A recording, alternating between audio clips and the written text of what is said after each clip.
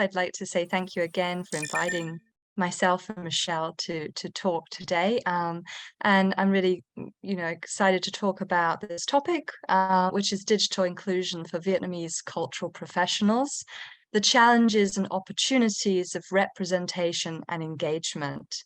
And as Georgia introduced, my name's Emma Duester, and my colleague who will be speaking a bit later is Michal Teague.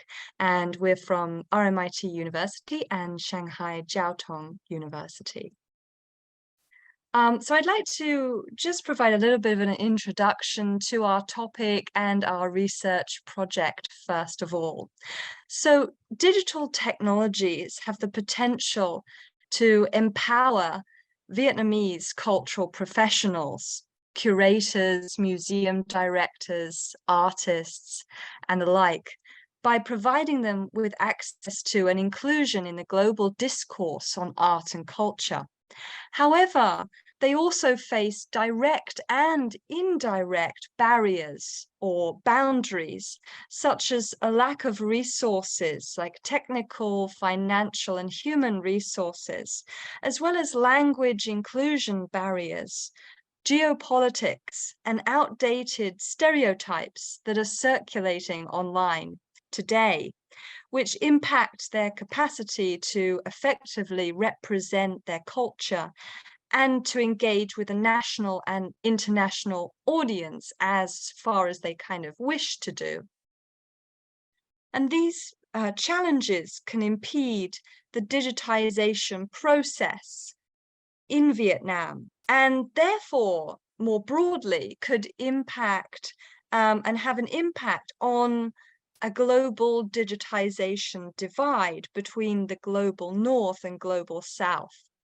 So this presentation will address the challenges and opportunities presented by digital technologies and digitization practices in the representation and engagement potential for Vietnamese art and cultural professionals.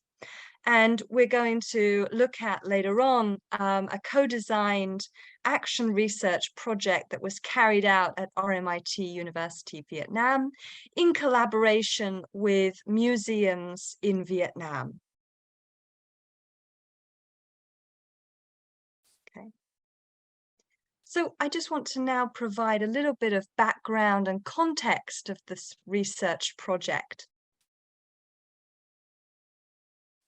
So the research project that started in early 2020 and was carried out until June of this year is called Future-Proofing Museums, the Digitization of Art and Culture in Vietnam.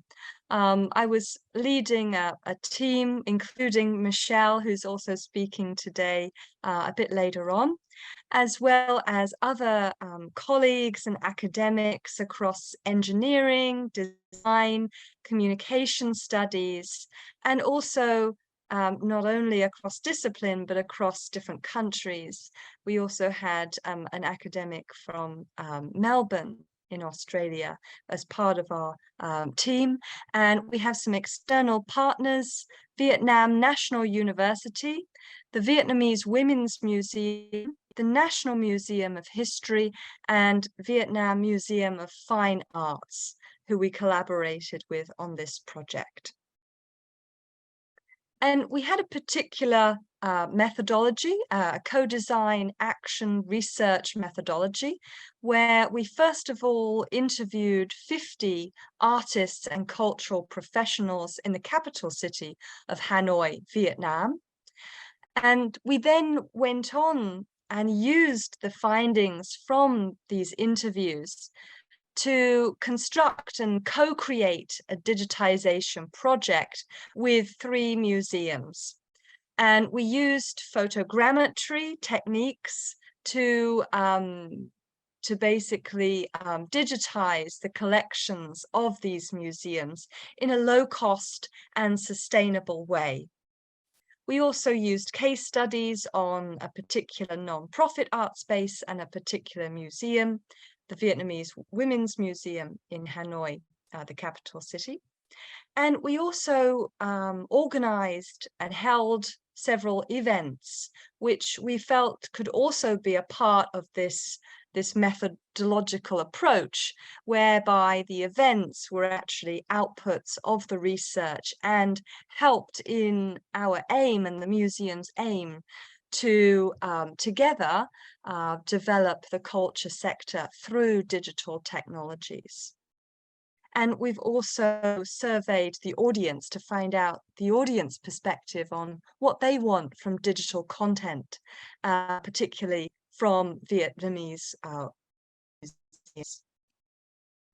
Okay, and we also have 3 particular fields of research that we are responding to on this project.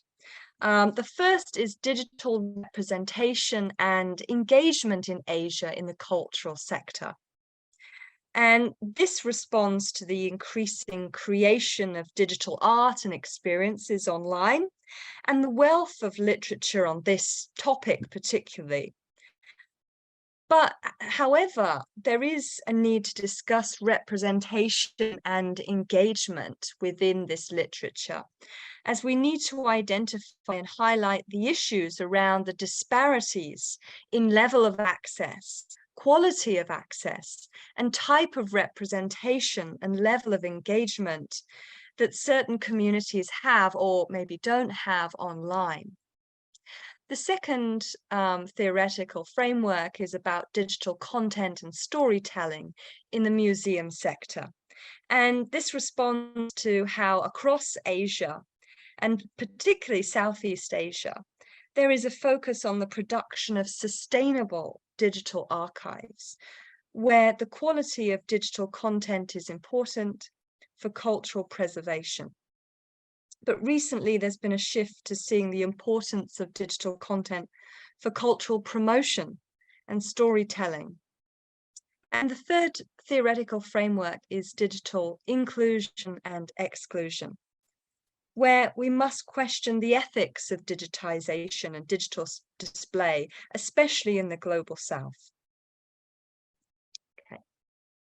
So what's happening now in Vietnam's cultural sector and digital transition? Well, in Vietnam, it's going through a particular unique digital transition faced by both challenges and opportunities. And the purpose of digitization has been changing, more now for promotion rather than only preservation. And museums are now making a lot more content accessible rather than only for archiving.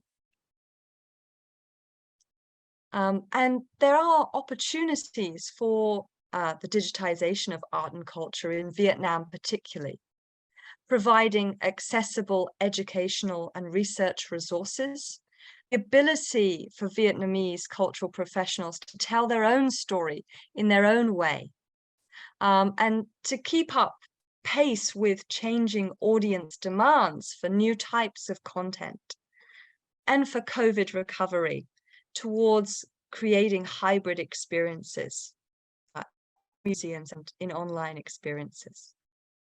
And I just, in the nature of the time limit, I just want to quickly share some of the findings from the interviews before I hand over to my colleague, Michal. And the findings from the interviews showed both the opportunities and the challenges that digitization and displaying content had on digital platforms. And some of the opportunities include that Vietnamese cultural professionals can create their own image of Vietnamese culture, so they can control the narrative. And this can also give people better access to a more comprehensive understanding of Vietnam.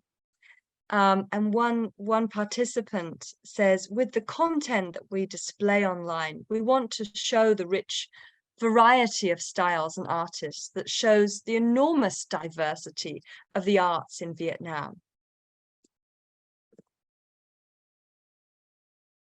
And there are also opportunities for representation and engagement. But in the nature of time, I'm going to move on to the next slide. And just to mention about the challenges, There are challenges with using social media to display, exhibit artwork, and to promote Vietnamese culture and communicate with audiences.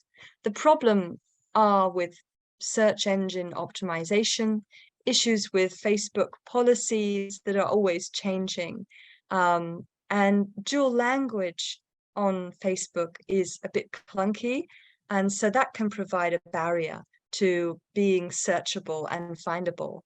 And it's time consuming as well, and it costs a lot of money for translation. And also, a lot of our participants said that some of their artworks didn't suit the Facebook platform. And I'm just going to share one more slide, and then I'll pass over to my colleague. So these challenges are really holding them back from fully harnessing digital platforms and conducting digital work properly, efficiently, and high quality. Okay, so I'm now going to pass over to Michal, my colleague, who will deliver the next part of our presentation. Thank you, Michal. Thank you, Emma. So we're looking at the project. So from all that research, that investigation with the cultural professionals, that led us to the next phase of the project. So this is where we were looking at opportunities that were arising from the interviews and looking at a project that was co-designed and low cost, but at the same time, there were challenges that arose with this approach.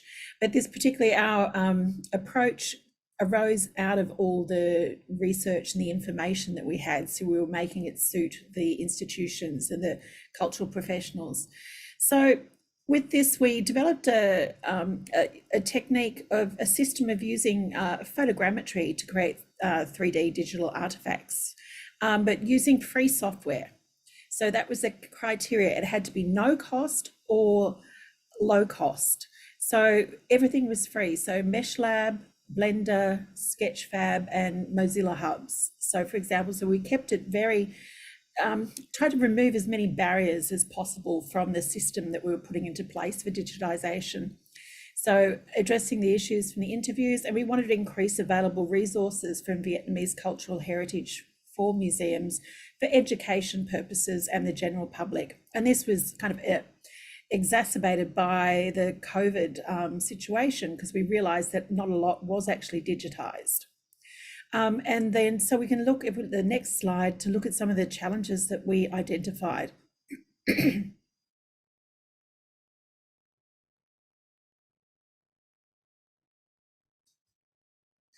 So digital inclusion, increasing representation and engagement. So RMIT, has the largest collection of contemporary art in Vietnam.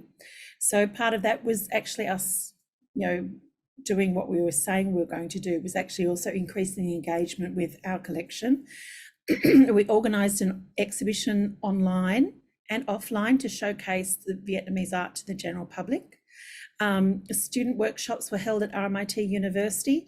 So with students on and consulting with the museum and talking with their professionals on how to digitise the Vietnamese women's collection, what would a younger audience like to be seeing and experiencing.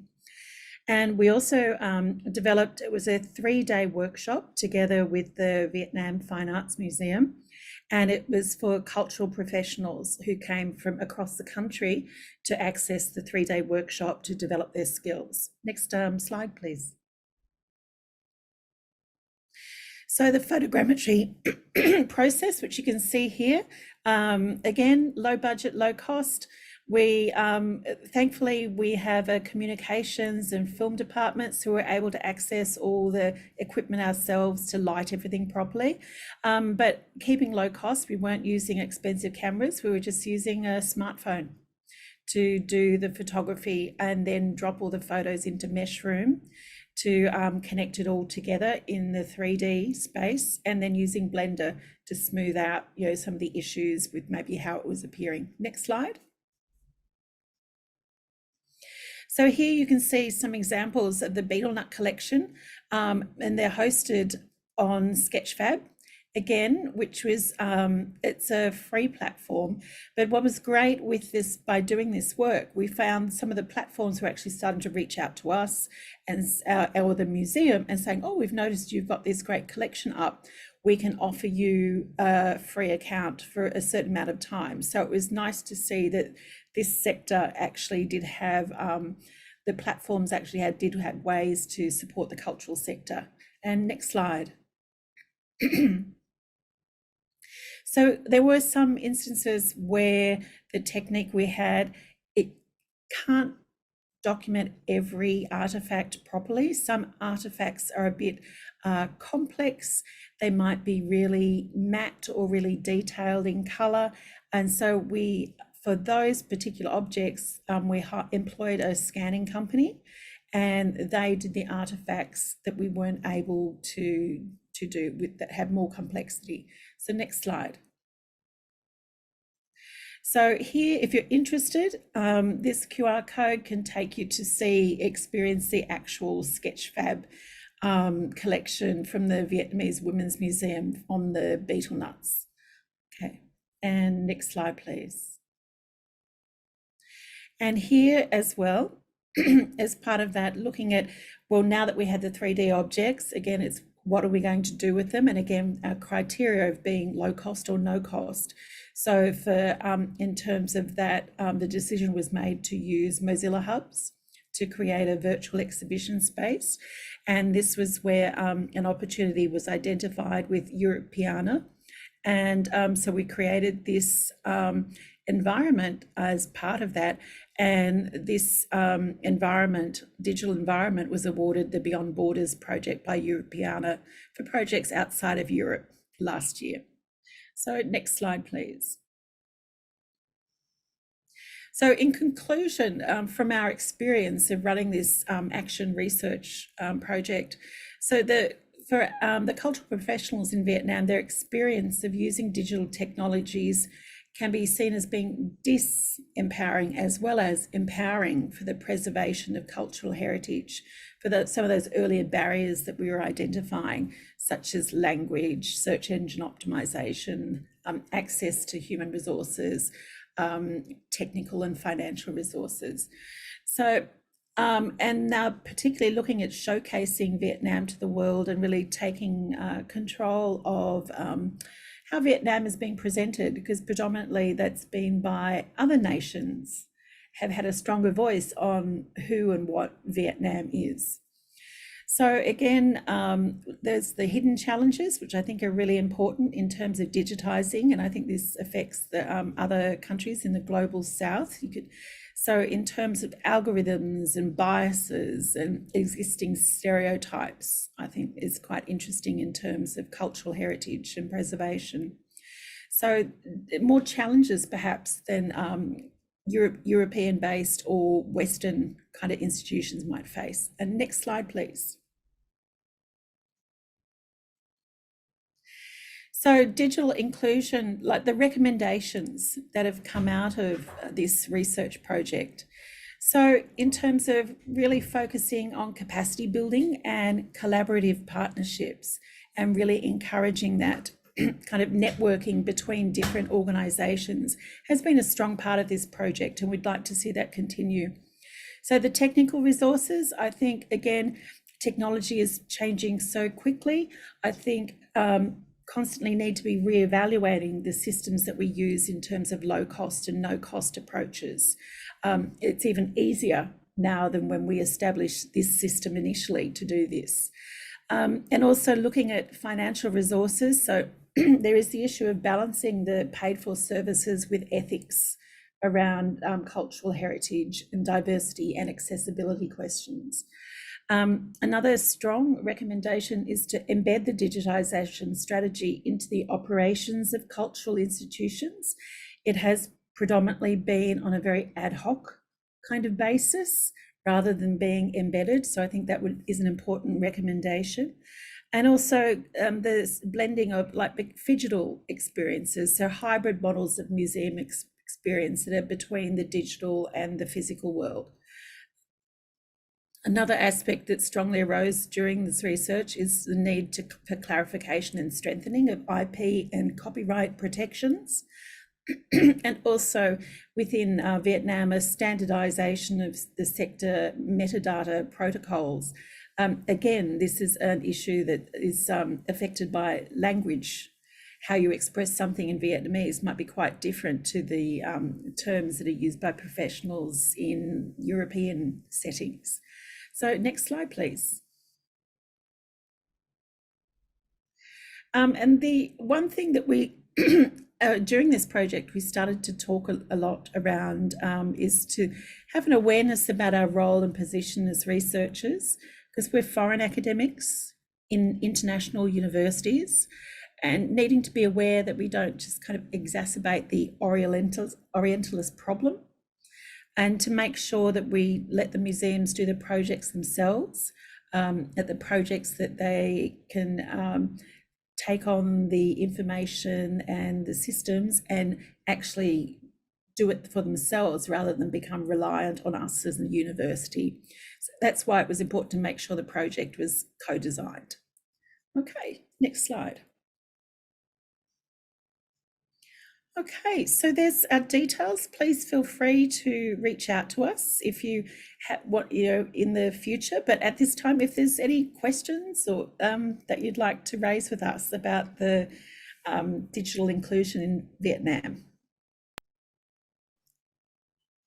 Hi, Georgia here, back again. Thank you both so much for this presentation. It was really rich and really fascinating. Thank you. And we've been having some comments online which echo this. So obviously our viewers are watching through Venulist rather than through Zoom where we're streaming. So the comments are coming through in Venulist. So a colleague of mine is sending them over. So there's a couple of questions and comments. I just first want to share a comment with you, which is directed to Emma, which is that comment to say, I can validate Emma's words. Her team with Andres Pui created an amazing immersive space in the Built with Bits program in Mozilla Hub. So that's a nice comment for you. Yes, that's great. Yes. We also have to mention our other colleague Andres Pugh, who also had a huge job of doing and creating all the sort of technical aspect of the Built with Big Bits project and the virtual exhibition. Yeah, no, great. Well, no, that's fantastic. Thank you. I just wanted to share that. So we actually we have another question, and I mean, Michelle, you kind of alluded to the threats of algorithms and biases, and we had to, for time, maybe slightly shorten the slide on social media. But there is a question: shouldn't we just leave damaging platforms like Facebook? How would you react to that? What's your reflections on kind of how we use that? It's to be very pragmatic. Vietnam is all about Facebook. It's a very different context to what you have internationally. So to not be on Facebook, you just wouldn't connect with the community in Vietnam. So it has to be very practical, I think, too. Yeah, great. Thank you very much. We have another question as well, which I think is directed at both of you, so please feel free to share your reflections. But can public-private partnership be a good way to improve digital inclusion?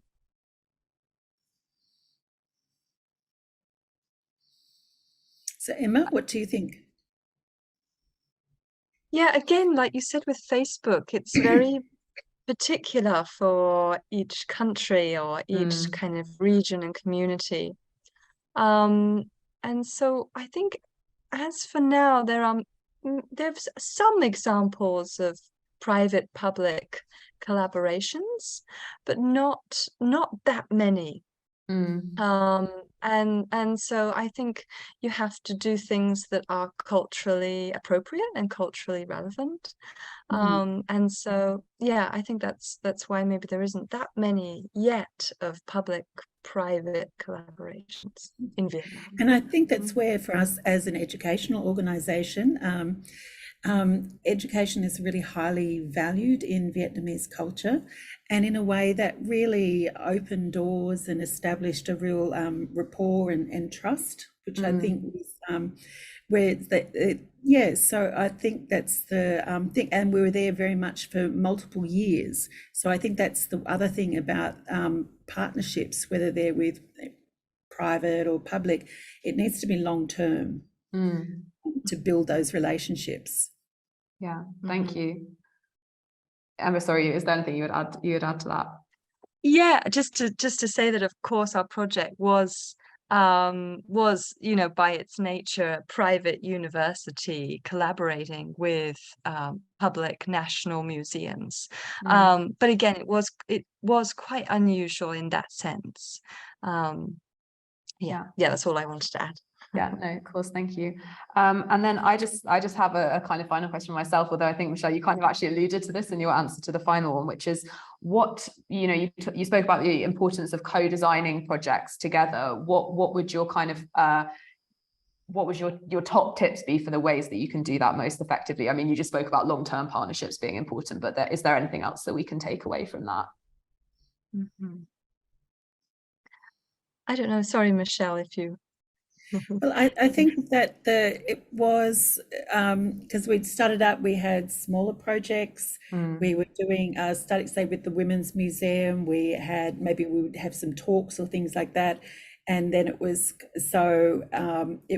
like, so by the time we got to do a larger project, we already had those connections. So I think it's start small, I think, is a really good way. And being really mindful of the context that you're in as well. Yeah. And I think with a lot of, even ethnographic or participatory research, it takes a lot of time to build rapport and to become a part of those communities and to be accepted. And so we spent a long time working with the Vietnamese Women's Museum in particular before this project. And so they were already quite open to what we kind of wanted to sort of suggest to do with them. And then with the other museums also, it took a lot of time and commitment to that. Yes, I think that's important for co-design, and to really be truly co-design where they actually equally suggest and determine what the project is going to do and be about and show, and which stories are going to be shared and how they're going to be shared.